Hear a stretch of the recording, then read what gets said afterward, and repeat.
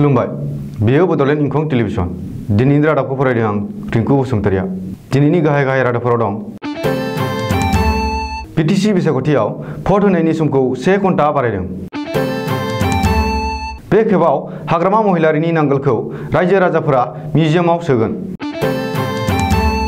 जितेन ब्रह्मआ BPF नागारना इउपिपिएलआव हाबफैबाय दिनै तरुण गगैनि दाहा गारबाय लुरिनज्योति गगैया दिनै आसुनिफ्राय बिदाय लाबाय एमडिएच मस्लानि ब्रेन्ड अनार धर्मपाल गुलाटिया गैलिया दानिया आबुं रादाब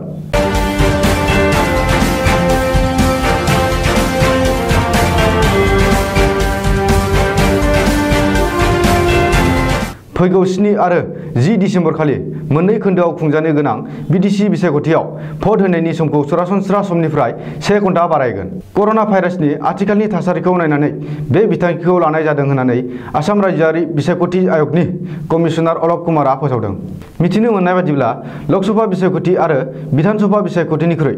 बिटिसि बिसायख'थिनि हाबाफारिखौ गोख्रोंसिन खालामनाय जागोन मख'नो गोनांदि सरासनस्रा बिसायख'थिनि भटखौ फुंनि 8 रिंगानिफ्राय बेलासि 4 रिंगासिम आजावनाय जायो नाथाय कर'ना भाइरासनि अलखदनि थाखाय बिटिसि बिसायख'थिनि भट होनाय समखौ फुंनि 7:30 रिंगानिफ्रायनो जागायगोन आरो बेलासि 4:30 रिंगायाव थुंगेगोन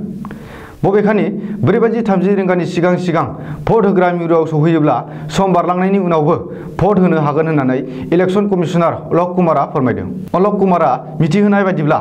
गासिबो भटारफोरखौ मोजाङै सिनायथिनायनि थाखाय देग्लाय गिबि खेबनि थाखाय फट' इलेक्टरेल रल्स इस्यु खालामगोन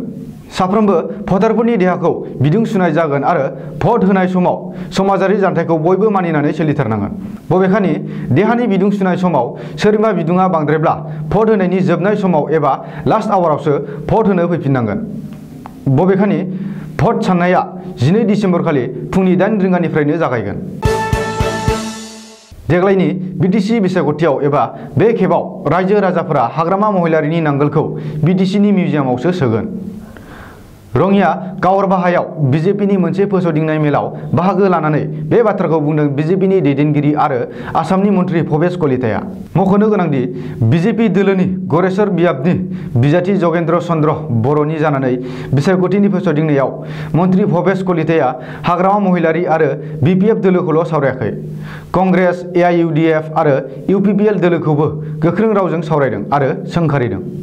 बेजों लोगोसेनो फैगौ 7 दिसेम्बर खालि खुंजानो गोनां बिसायख'थियाव बिजेपिनि बिजाथि जगेन्द्र चन्द्र बर'नो भट होनानै गोबांथार बिबाङाव देरहाहोनो थाखायबो रायजो राजाफोरखौ खावलायदों सालाकाथि ब्लक बिपिएफनि गायसनगिरि नेहाथारि जितेन ब्रह्मआ दिनै बिपिएफ दोलोखौ नागारनानै प्रमद बर' दैदेननाय इउपिपिएल दोलोआव जइन खालामबाय थांनाय 17 बोसोराव हाग्रामा महिलारि दैदेननाय बिपिएफ सोरखारनि नोजोर थांखि आरो थामोनथाखौ गोजोननाय मोननै फोरमायनानै जितेन ब्रह्मआ इउपिपिएल दोलोआव हाबहैदों जितेन ब्रह्मआ दिनै सालाकाथियाव मोनसे खौरांगिरि मेल खुंनानै बिपिएफ दोलोनि हेंथायै माखासे अजद होदों आरो बिपिएफआव जेबो नीति आदर्श गैया होननानै बुंथियो बबेखानि हाग्रामा महिलारि दैदेननाय बिपिएफ दोलोआ थांनाय 17 बोसोराव बिटिसि ओनसोलाव जेरैबायदि जौगालु हाबाफारिफोरखौ मावफुंनांगौमोन बेफोरखौ मावफुंनो हायाखै जाख्ल'नाय आरो गेना खान्थिजों लोंहाबनानै दङमोन बेनिखायनो सालाकाथि बियाबनि रायजो राजाफोरनि इयुननि गाहाम आरो जौगाखांनायनि थाखाय बिपिएफ दोलोखौ नागारना इउपिपिएलआव गोरोबनानै खामानि मावनो फैबाय होनना जितेन ब्रह्मआ खौरांगिरि मेलाव रोखा बुंथियो दिनै आसामनि आगु गिबि मन्त्रि तरुण गगैनि दाहा गारबाय एबा दाहा बावबाय आसामनि मन्त्रिफोरनि कल'नियाव थानाय रुंसारि तरुण गगैनि सोरखारि न'आवनो दिनै बिथांनि दाहा गारनाय हाबाफारिखौ बानजायनाय जादों तरुण गगैनि सासेल' फिसाज्ला आरो कलियाबर लकसभानि एमपि गौरब गगैया गावनि आखाइजोंनो दिनै बिफानि जिउमानि थाखाय दाहा बावदों आरो गोजोननि थाखाय आरज गाबो मख'नो गोनांदि थांनाय 2001 निफ्रायनो 2016 मायथाइसिम आसामाव लान्थ्रियै थामथि खेबनि थाखाय गिबि मन्त्रि जानाय तरुण गगैया थांनाय 23 नभेम्बर खालि मोनाबिलि 5:34 रिंगायाव गुवाहाटी मेडिकेल कलेज देहा फाहामसालियाव जोबथा हां लादोंमोन नाथाय रायजोनाङै सानथाम दुखु फोरमायनानै 22 नभेम्बर खालिसो गगैनि गोथै सहखौ गुवाहाटी नोगोरमायावनो थानाय नवग्रह गोथैसालियाव जोबथा बिदाय होनाय जायो दिनै तरुण गगैनि दाहा गारनाय हाबाफारियाव बिथांनि फिसाज्ला गौरब गगैआ खौरांगिरिफोरनि सिगाङाव बुंदों दि जोंनि न'नि सासे आंगो सुबुङाल' दिनै गोमालाङाखै। देग्लायनि बे बोसोरा असमियाफोरनि थाखाय जोबोर खैफोद गोनां बोसोर। जों बादिनो गोबाङा गावबा गावनि नखरनि सोद्रोमाफोरखौ खोमानांबाय। आसुनि बारग' गाहाय नेहाथारि लुरिनज्योति गगैआ दिनै आसुनिफ्राय बिदाय लाबाय। मेगनाव मोदै फसरनानै दिनै लुरिनज्योति गगैआ आसुनिफ्राय बिदाय लादों।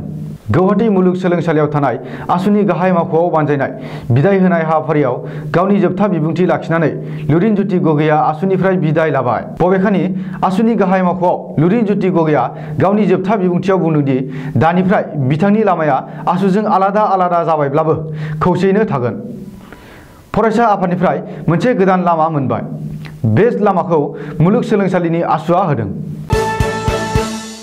एमडिएच मस्लानि ब्रेन्ड अनार एबा बिगोमा धर्मपाल गुलाटिया आरो गैलिया। भारत हादरनि थामथि देरसिन मानगोनां पद्म भूषण बान्था आवथायनो हानाय धर्मपाल गुलाटिया 97 बोसोर बैसोआव दिनै जोबथा हां नागारबाय।